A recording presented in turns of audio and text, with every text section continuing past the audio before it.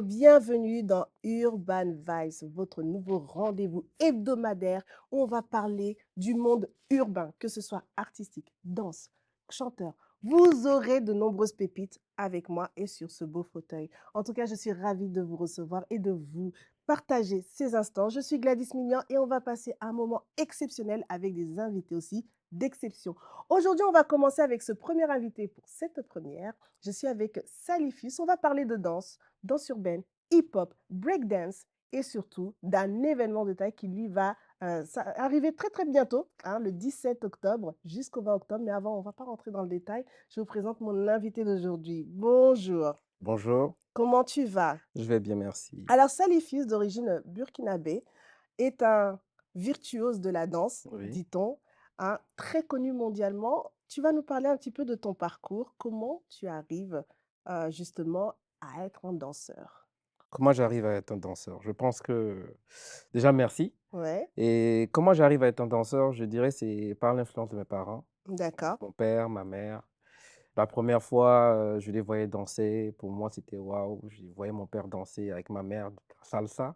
La salsa, Ouais, déjà pour commencer. Et moi, déjà, ça m'a touché de voir mes parents danser parce que quand tu es au bled, tu vois tes parents danser, c'est quelque chose déjà. Et c'est vrai voilà. que c'est vrai que c'est rare de voir.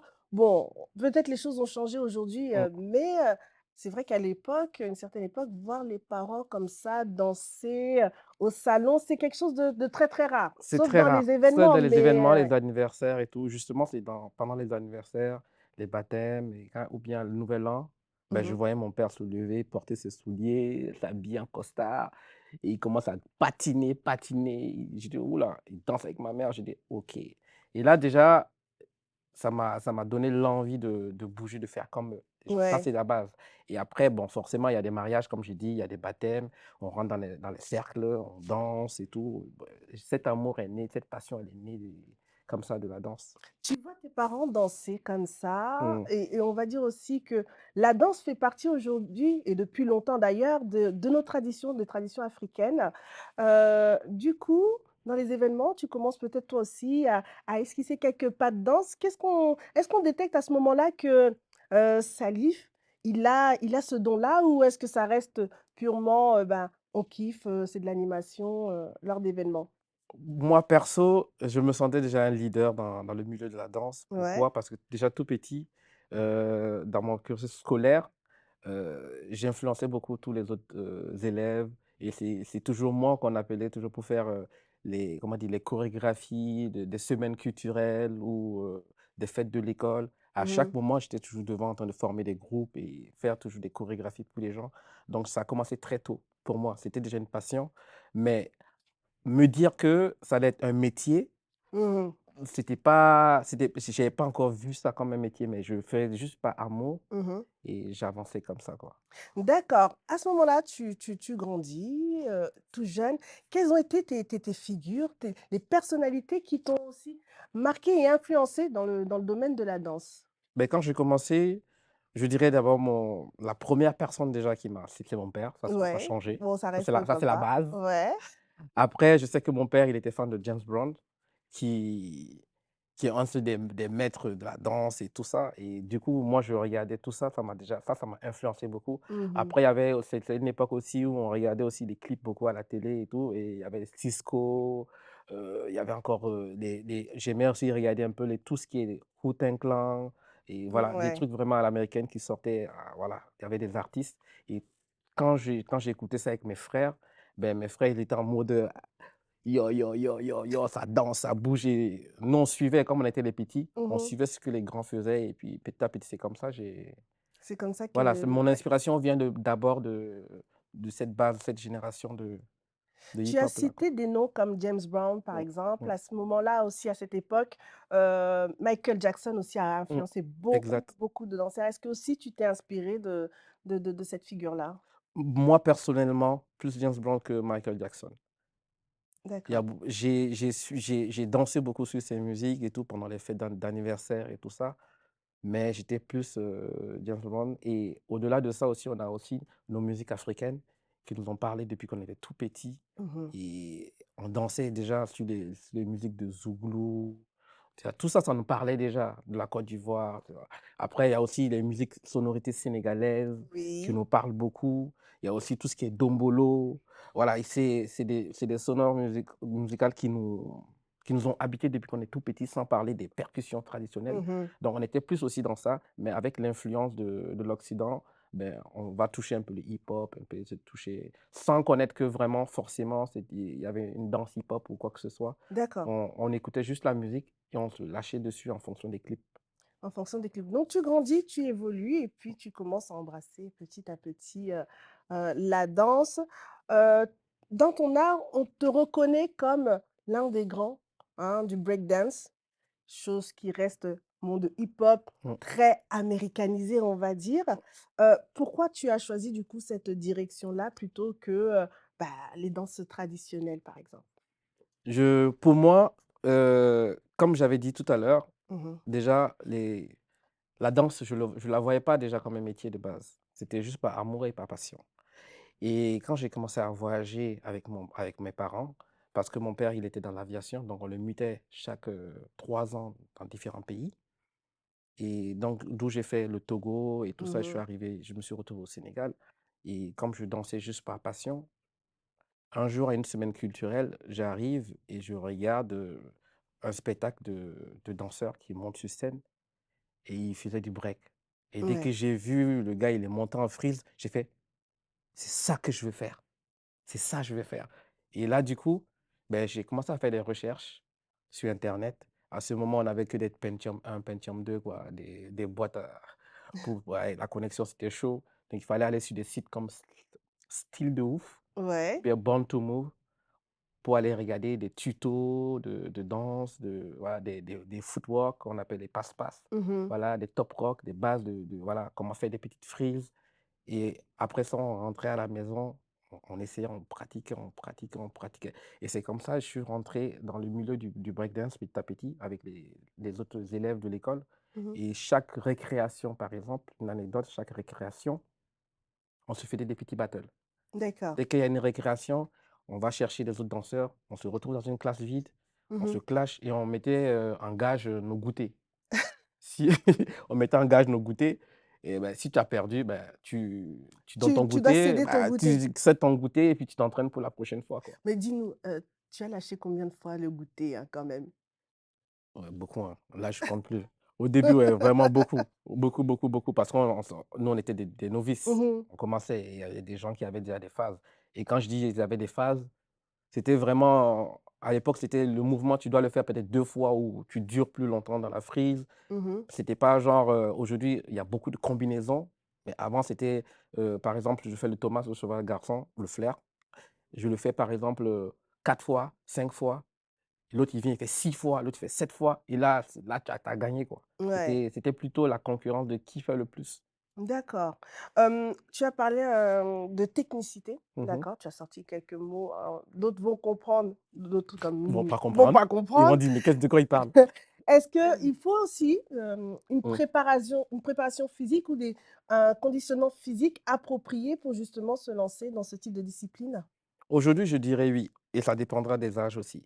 De l'âge, Ouais, d'accord. parce que quand on est trop jeune, c'est sûr qu'il faut préparer le corps aussi un peu, voilà, pour ne pas se faire mal. Aujourd'hui, ben, il y a aujourd'hui, je peux dire que ça a vraiment évolué, donc les jeunes sont un peu plus cadrés. Nous, avant, il n'y avait pas de cadre. On venait, on se jetait, on regardait juste à la vidéo, on se jetait. Mmh. Heureusement, on était jeunes, donc on était encore frais. Mais quelqu'un qui est âgé, s'il vient faire ça, il va se bloquer une côte, quoi. Ah Ah ouais, ouais. donc il faut vraiment une préparation. Je Mmh. dirais, il faut une vraie préparation. Préparer, par exemple, pour tourner sur la tête, il faut muscler le cou. Il y a des exercices à faire. Mmh. Voilà, pour faire un baby freeze, c'est-à-dire être vraiment en blocage là, il faut travailler, des torsions, savoir, avoir, assez de force dans Mmh. l'avant-bras pour Ouais. tenir. Voilà. C'est vrai que quand tu as parlé de la tête, on voit, hein, c'est très, très beau, hein, Mmh, quand on voit ces artistes qui tournent sur la tête, comme ça, qui mmh, pivotent, c'est très, très bien.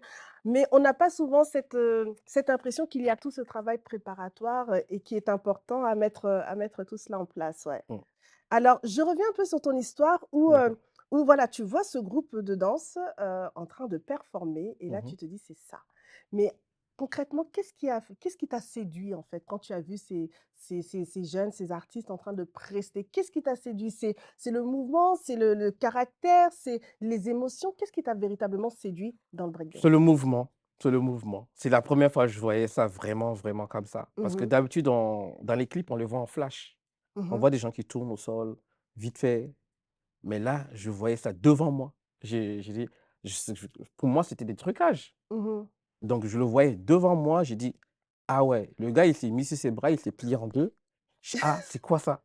J'ai fait, waouh, ça, je dois faire ça. Directement, j'ai pas réfléchi. Je pense que c'est Mmh. le fait que ce soit nouveau Mmh. et le fait aussi que l'émotion que j'ai eue à l'instant À ce moment-là, ouais. m'a. J'ai jamais ressenti ça, en fait. Et pourtant, tu as eu à voir, bah, tu as vu tes parents faire de la salsa, Ouais. tu as eu, à voir aussi pas mal de styles de danse, Mm, notamment la danse traditionnelle, mm. hein, dans tous les événements familiaux. Tu avais pas ressenti, justement Oui. ce petit truc? Et aussi, il faut aussi le dire que tout ce qui est danse traditionnelle, Mmh. c'est tellement ancré en nous que on le banalise aussi. Ouais. C'est-à-dire, c'est pas vu comme un métier, on s'en fout, on se dit: «Bon, c'est pas de la danse». On dit: «C'est de la danse», oui, mais on ne pas trop au sérieux. Mmh. Donc on s'en fout. Donc nous-mêmes étant jeunes et quand tout petit, on grandit dans ça, on ne voit pas ça plus tard comme un métier où on ne met pas d'importance là-dessus. Mmh. Pourtant, ben, aujourd'hui, je dirais le contraire, quoi. Ça change. Ah oui, oui, On j'ai en notre 10 reparlera ans. de cette partie, valorisation aujourd'hui de la danse comme étant un métier. Ça m'amène à te poser la question, à ce moment-là, tu commences à t'entraîner, à danser et Mmh. cetera. Donc je suppose que tu as les yeux de la famille, des frères qui commencent Ah à oui. voir que, Salif commence à prendre l'affaire là au sérieux. Mmh. Quel a été à ce moment-là le retour, de tes proches quand ils t'ont vu? Bon, bah, tu commences à embrasser, la danse, le breakdance et cetera, quelque chose de nouveau qui est totalement particulier. Comment ça se passe et comment, en fait, tu le vis et tes parents le vivent à ce moment-là? Je l'ai vécu très dur, Ouais, mais je me suis en sorti, en gros. Déjà, je vais faire un big up à mon frère, Sophatus, qui est mon d'accord. petit frère, Bon, ouais, qui qui on m'a lui voilà, transmet les salutations, ouais. depuis le Canada et il m'a vraiment soutenu par rapport à ça et il était toujours là pour me motiver parce que je viens d'une famille, on est 5 garçons, C'est voilà du boulot et je quand suis même, le ouais. quatrième. D'accord. Donc c'était pas facile au début parce que tout le monde me disait: «Ouais, tu vas faire quoi? La danse, c'est quoi ça? Allez, vas-y, arrête quoi». Mmh. Et les parents, c'était compliqué aussi. Pas mon père lui, par amour aussi et il m'a juste dit: «Ben, tu veux faire la danse? OK, il y a pas de souci, mais parce que j'ai pas le choix, si tu te blesses, c'est moi, je suis obligé de te soigner dans tous les cas». Donc il est parti, il a acheté des protèges, il est venu, il m'a donné, il m'a dit: «Voilà». Par contre, ma mère, elle, c'était catégorique. Elle dit: «Non, tu danses pas». Ouais. Ah, c'était la guerre. Elle dit: «Tu danses pas». Donc elle m'avait tout interdit, c'était chaud au début. Et en parlant de ça aussi, mes frères aussi, c'était un peu, pas tous mes frères, mais ils étaient en mode, «Ah petit, tu sais pas où tu vas là. Mmh. Vas-y, arrête, c'est pas une voie ça». Et moi, j'étais en mode, «Qu'est-ce que vous racontez quoi?» Mmh. Et comme j'ai commencé à le faire, un peu en cachette, c'est-à-dire les gens ils ne savaient pas vraiment.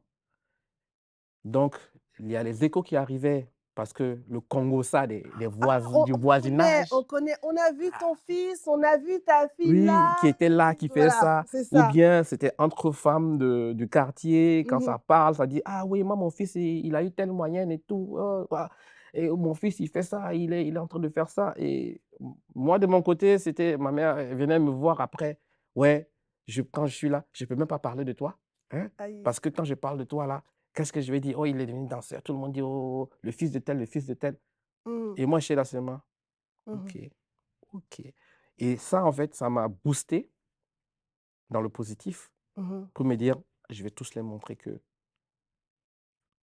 vont ils vont avoir chaud, en fait, parce que moi, je suis déterminé et là où je vais aller, ça va être vraiment quelque chose Mmh. auquel ils ne seront pas prêts». Est-ce que tu as eu par moment aussi l'envie de se dire: Mmh, «Bon, je vais tout lâcher»? Parce qu'on sent quand même il y a une pression mmh, familiale, une pression aussi de la société Mmh, et on se dit: «Bon, ben, on a des rêves pour nos enfants, on veut que mmh, nos enfants deviennent, avocats, mmh, mmh, dentistes, mmh, médecins et cetera». Toi, tu embrasses une voie très artistique qui mmh, est mal vue mmh. aussi à l'époque, Oui, qui pour eux n'est pas rémunératrice, hein, oui, disons-le, tel oui, quel. oui.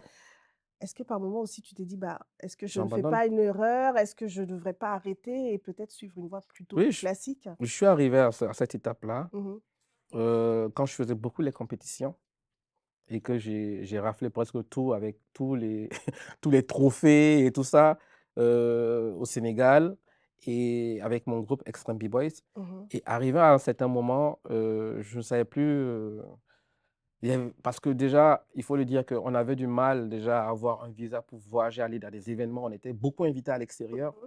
Mais on ne pouvait pas aller parce que l'invitation vient, mais il faut avoir le visa et quand tu as pas le visa, bah, mon gars, tu restes Tu sur restes, place. ouais. Du coup, il y a cette frustration déjà Mmh. et il y a aussi les parents qui te foutent la pression Mmh. et au-delà de ça, tu dis: «Mais je n'ai plus vraiment d'adversaire, quoi». Arrive un moment, il faut chercher ailleurs. Donc d'où on va essayer de se former dans autre chose et tout ça et rentrer dans le milieu du spectacle un peu et arrivé à ce moment-là, je me suis dit: «Bon, là, j'ai fait mon bac». Je finis mon bac, si j'ai pas de vraies opportunités dans la danse, peut-être que j'arrête et Mmh. je me suis dit: «Cette année, s'il y a pas d'évolution, vas-y, j'arrête» Ouais. et bizarrement, ben, ça a marché, quoi. Il y a un truc qui s'est passé. Bah, je pense que les étoiles, les planètes, tout Mmh. était bien aligné Ouais. à ce moment-là, hein. Donc du coup, je pense que la résilience, la persévérance, Mmh. la foi dans ce que tu faisais Mmh a mh. permis que, justement, tu puisses avoir des ouvertures. Exactement. Parlons de ces ouvertures. Du coup, tu commences à œuvrer sur la scène internationale. Mmh mh. Comment, en fait, tu vis, bah, ce grand boom, cette explosion? Comment ça a commencé déjà? Ouais. Tout d'abord, comme j'ai expliqué tout à l'heure, dans mes formations et tout ça, je me suis rendu compte que, ben, les danseurs africains, on a besoin de sortir un peu plus, Mmh. de se faire voir. D'où j'ai commencé à faire beaucoup de vidéos, beaucoup, beaucoup, beaucoup de vidéos que je mettais sur YouTube. Et après, j'ai commencé à faire commencer à organiser des événements, Mmh. voilà. Et quand j'ai commencé à organiser des événements, justement, il y a un chorégraphe qui était venu de Bordeaux, qui est arrivé, qu'on avait invité en tant que jury et tout. Il est venu, et voilà. Il a kiffé, il était venu avec ses danseurs. Et du coup, il m'a vu après, il m'a dit: «Ouais, je veux faire un projet avec toi et tout». Moi, je dis: «Ouais, c'est comme tous les gens qui viennent, qui parlent et qui vont partir après, Mmh. on s'en fout, quoi». Je dis: «Moi, j'ai d'autres choses dans ma tête». Après, un an après, le mec, il m'appelle. Il me Ouais. dit: «Ouais, je fais ma création et tout ça et j'aimerais que tu participes, toi, avec le gars avec qui tu dansais et il y a un autre qui s'appelle aussi Salim, qui est un grimpeur, qui est aujourd'hui, l'emblème du crump en Afrique». Et donc du coup, il nous a appelés. Après, il a fait il ce chorégraphe qui est Anthony Egea de la compagnie Révolution a mis en place une pièce qu'on appelle Rage, où il a D'accord. réuni 6 Africains, du Gabon, du Mali Mmh. et du Sénégal. Voilà, il y avait un Congolais dedans parce qu'on était tous au Sénégal. Ouais. Burkina, Sénégal, Comores, Mali, Pas Gabon. mal de pays, Voilà, ouais, voilà. représentés, ouais. Yeah. Donc du coup, on a fait cette tournée. On Mmh. a travaillé à l'École des Sables, de Germaine Acogny au Sénégal. Après ça, on est parti sur Bordeaux. On a commencé à travailler, travailler, travailler. Et c'est là le déclic pour moi, où j'ai commencé à toucher le sol européen, à commencer à tourner beaucoup. Mmh. C'était vers 2011, Ouais. 2011 que j'ai commencé à beaucoup tourner. Et vers 2012, j'ai fait une grande tournée africaine où j'ai fait plus d'une dizaine de pays d'Afrique, où j'ai commencé à vraiment... Waouh, c'était Ouais, tu as commencé à exploser à exploser. et là, ça y est, donc les portes de différents pays commencent à s'ouvrir devant toi Mm, et du coup, on revient un petit peu à la genèse de ton histoire où ta famille, tes parents, ils étaient contre mm. et à ce moment-là, quand ils voient, les ouvertures, qu'est-ce qu'ils se disent à ce moment-là? D'abord, ma mère, elle était en silence, elle ne parlait plus. Mon père, lui, il a dit: «Ah, bon, si c'est ce que tu Mmh. veux faire et que ça commence à aller, Ouais. tant mieux». Lui, il était toujours, dans ce sens-là et il m'a dit: «Dans tous les cas, Mmh. si tu veux être cordonnier, cherche à être le meilleur cordonnier. Si tu veux Ouais. être danseur, cherche à être le meilleur. Cherche à être meilleur et excellent dans tout ce que tu veux entreprendre. Mmh. Il y a pas de sot métier, donc lance-toi». D'accord. J'ai dit: «OK». Pour moi, c'était déjà un signe. Et après, il faut le dire aussi que, j'ai mon côté aussi religieux où on me disait,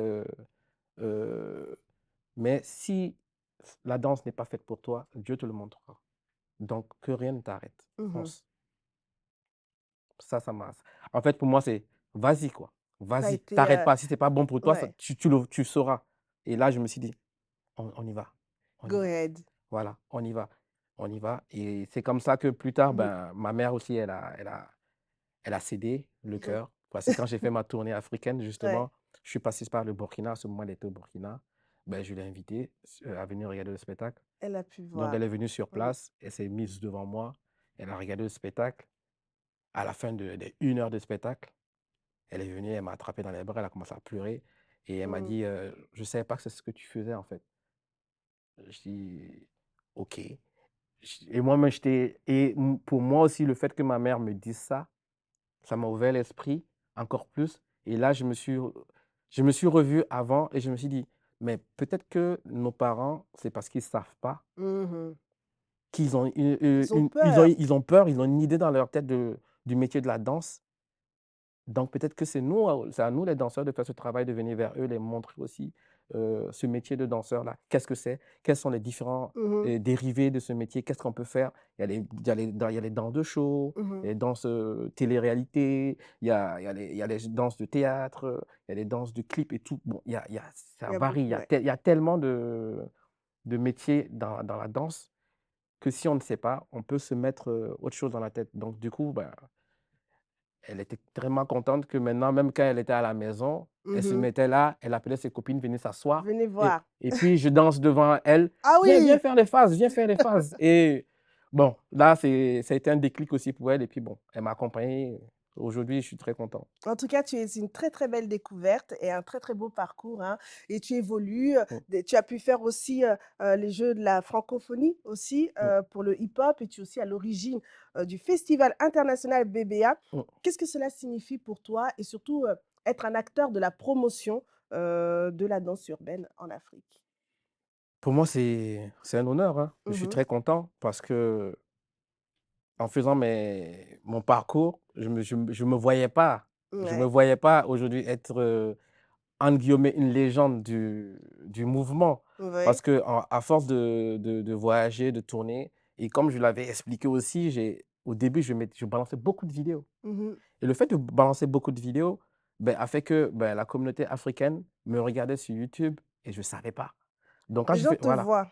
et quand j'ai fait ma tournée africaine, Mmh. j'arrive dans des pays et je vois des danseurs qui courent, qui m'attrapent, qui veulent faire des photos avec moi, qui sont là: «Oui, c'est à cause de toi qu'on danse, tu es notre référence». Mmh. Depuis, on voit les Européens, mais tu es le seul Africain qu'on voit sur les réseaux que qui nous représente. Ouais. Et moi, j'étais arrêté comme ça, je fais: «Ah, OK, là-bas, on me connaît pas vraiment de ouf, mais ici, je suis quelqu'un». Tu es quelqu'un. Donc j'ai commencé à bouger et puis j'ai dit: «Ah bon, quelque part, j'ai ce fardeau-là maintenant, Mmh. je sais qu'on me regarde. Donc comment je peux unifier maintenant les Africains?» D'où je mets en place le B-Boy Big Girls Africa D'accord. pour réunir les B-Boys et les Big Girls de l'Afrique. Voilà. C'est comme ça ce projet-là est né et aujourd'hui, ben, on a actuellement la 4e édition. Waouh!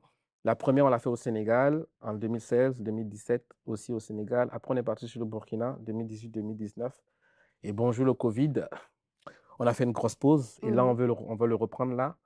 Et tout dépend maintenant des partenaires, il faut encore démarcher, bon voilà. Ouais. Mais là, personnellement, je me suis dit: «Je vais faire une vraie pause pour bien réfléchir, Et pour bien préparer relancer». ça. Voilà, j'ai pas envie de lancer pour lancer, quoi. D'accord. On va clôturer cette partie de l'entretien par, par cette dernière question. Quel est le message que tu souhaites adresser aujourd'hui à toutes les personnes qui nous suivent sur Urban Vibes, jeunes comme moins jeunes, en France comme à l'international? Quel est le message que tu souhaiterais adresser? Le message que j'aimerais adresser à tous ces jeunes-là, Ouais, c'est: restez focus sur votre projet, que personne ne vous décourage. ouais. Avancez, avancez, avancez. Restez focus. Cherchez toujours la meilleure version de vous-même. Mmh. Ne cherchez pas à plaire à quelqu'un, à qui que ce soit. Cherchez le djekulu, cherchez l'argent, Ah! Cherchez le cherchez jet! l'argent, cherchez le djé, mais cherchez le bien. Ouais. Cherchez le bien Mmh. ayez des valeurs et soyez intègres. Mhm. C'est important. Faites-vous respecter. C'est tout.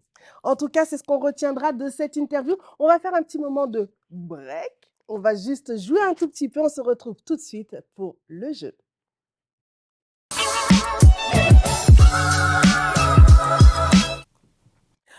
On a discuté, on a parlé de toi. Maintenant, on va te découvrir sous une autre facette et on va jouer un tout petit peu ensemble. Oula, Je vois sous ça ton fait regard. peur là. Ça fait peur. Ok, Ouais. Mais sois prêt. Alors, c'est juste quelques petites questions d'accord. un peu particulières. Déjà, si tu n'étais pas danseur, tu serais quoi? Si je n'étais pas danseur, Mhm. j'ai beaucoup de trucs en tête. Hein. Aïe, Ah, dis-nous. parce que j'ai beaucoup de casquettes que je cache encore. Hein. Oula! Bon, ça voudrait dire qu'il faudrait te réinviter alors à ce moment-là. Tu seras obligé. Quel serait le Bon, métier que tu ferais si tu n'étais pas danseur? euh, avec ma vision d'avant ou ma vision de maintenant? De maintenant. De maintenant, je pense que je serais réalisateur. Ouais, réalisateur. Mhm. Après, j'hésite entre réalisateur ou agriculteur, quoi. Ah ouais, Ouais. d'accord. Ok. Ouais, je dirais plutôt agriculteur. Mhm. Oui. Quel est ton morceau préféré? Ta chanson préférée? Ma chanson préférée. Mhm. Tiens, Zambé. Ma chanson préférée. Ouais. Est-ce que j'ai une chanson préférée même? Mhm.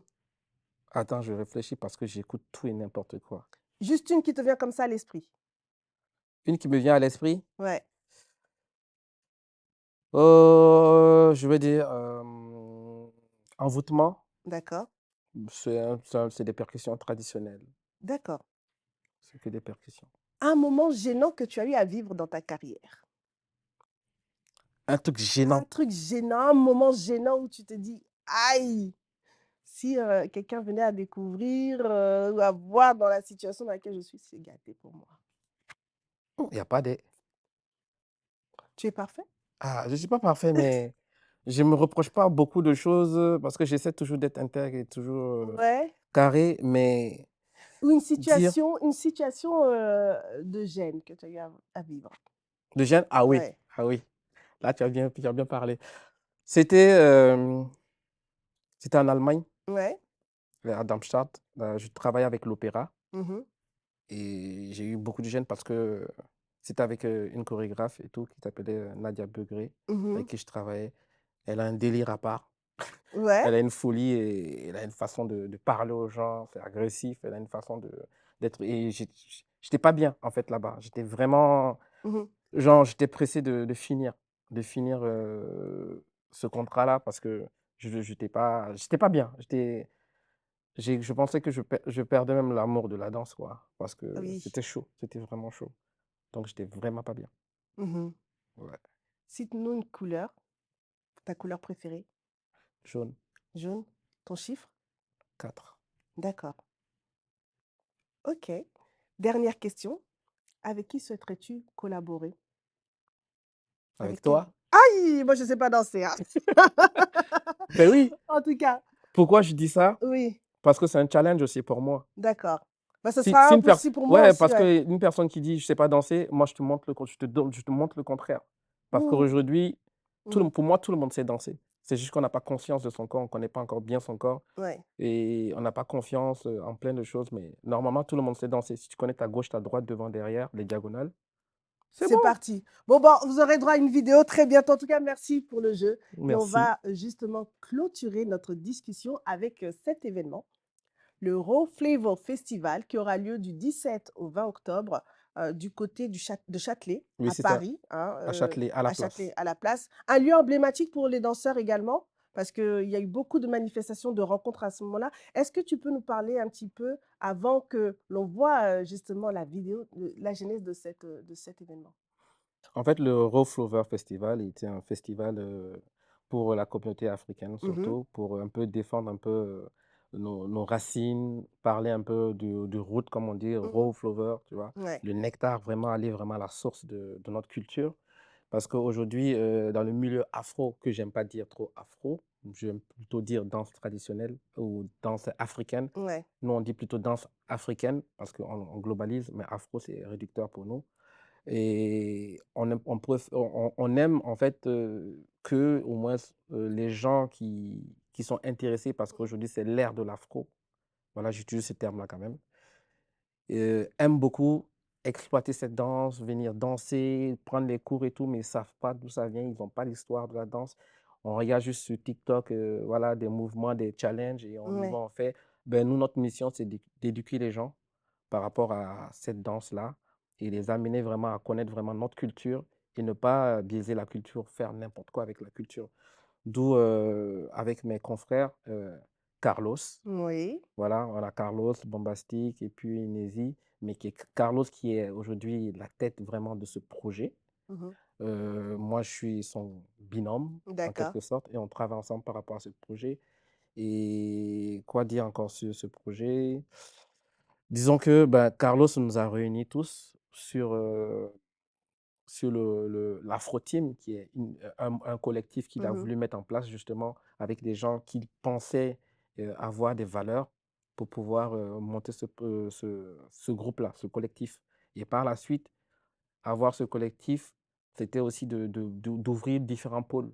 Parce que dans ce collectif, disons, en guillemets, il y a des grosses têtes. D'accord. Voilà, d'où moi je fais partie, Mmh. où je gère tout ce qui est un peu pôle Afrique avec le BBA et tout ça, avec mon réseau. Et lui, comme il maîtrise un peu plus Paris, dans le milieu hip-hop, milieu house et tout ça, Mmh. donc il a son réseau aussi. C'était D'accord. de voir comment on pouvait mixer tout cela.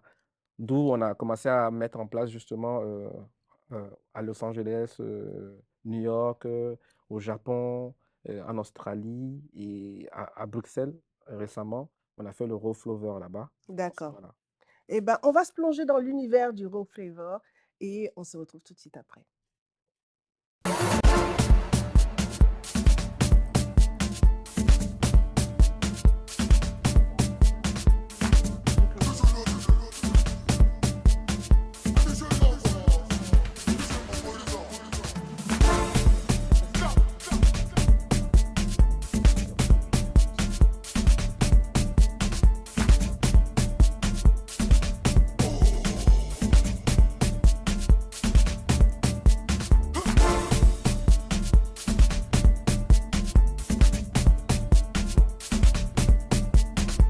De cet événement qui nous attend pour le 17, à partir du 17 octobre. On arrive quasiment à la fin de notre rendez-vous Urban Vibes. Mm, Merci aussi également à celui qui t'accompagne dans ce projet, Carlos, que mm. l'on salue aussi au passage, cette belle réalisation. Qu'est-ce qu'on va découvrir durant ces journées-là? Mais pendant ce festival, Mmh. ben, on a comment dire, on a un business, une bienveillance qui sera là le jeudi D'accord. où on appelle tous les entrepreneurs à venir, que ce soit de la diaspora ou hors diaspora, de venir Mmh. avec leurs projets, parler, communiquer et échanger. Et après le vendredi, on a Carlos qui sera là lui-même pour Mmh. son birthday, son anniversaire, où il Ah! va mixer en même temps, on va danser. Mmh. Et après, il y aura d'autres cours aussi. Donc, en gros, il y aura des workshops de danse du vendredi Mmh. jusqu'au dimanche. Sans oublier que le samedi, on a D'accord. une conférence de presse et tout, où on va parler justement des sujets dont je parlais tout à l'heure, de la culture africaine, expliquer vraiment euh, comment c'est né, les danses afro, des danses traditionnelles, l'évolution jusqu'à aujourd'hui aux danses urbaines africaines, qu'on appelle peut-être les danses modernes africaines aujourd'hui, Mmh. ou danses afro, avec des têtes d'affiches comme Mmh. Zota, Ordinateur, Mmh. Baro, qui est l'un des créateurs du jazzé, par exemple. Après, il y a encore tellement de danses, comme les danses Naija, les danses congolaises, le Dombolo avec Joël Tenda. Mmh. Il y aura d'autres têtes comme Fasciné. Voilà. On aura des gens comme Brother E qui vient de New York et tout ça, mais qui est congolais. Et le dimanche, on aura aussi le battle de danse qu'on appelle le Kingdom Battle. D'accord. Voilà, ce battle-là, c'est vraiment spécial Mmh. et je vous invite à venir à ce battle parce que ça va être quelque chose de pas comme les D'exceptionnel. autres, pas comme les autres. En tout cas, le rendez-vous est donné du 17 au 20 octobre à Châtelet, à Paris. Merci Salifius pour ta venue et on se retrouve très bientôt, la semaine prochaine, avec de nouveaux invités sur Urban Vibes. Ciao.